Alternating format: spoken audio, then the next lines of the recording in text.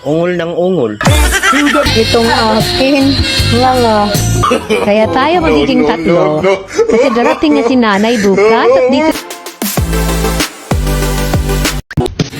Mabuti pa yung barbecue. Laging natutuhog. Itong akin, nga. Gusto mo, tuhogin ko.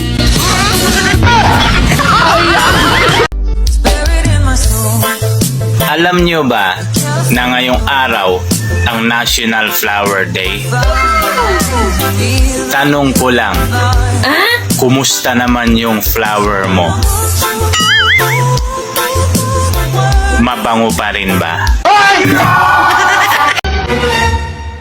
Love, may good news ako sa'yo. Talaga, love? Ano yun?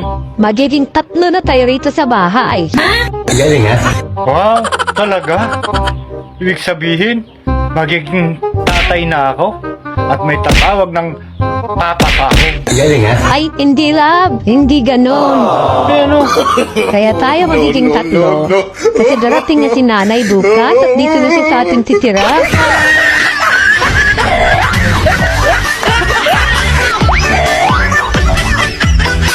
Kung ang manok ay putak ng putak at ang aso ay tahol ng tahol, ano naman ang tao?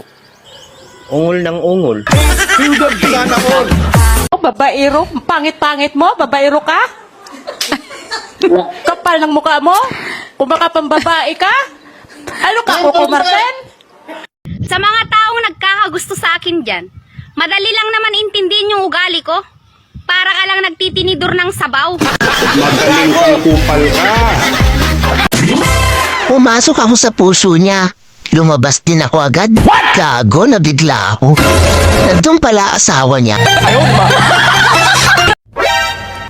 Mahalin mo yung cellphone mo. Dahil kasabwat mo yan sa lahat ng katarantaduhan mo. Sa dinami-dami ng walang pera sa mundo, napasama pa ako. Sabihin ka sa akin. Sabihin mo na mahal mo.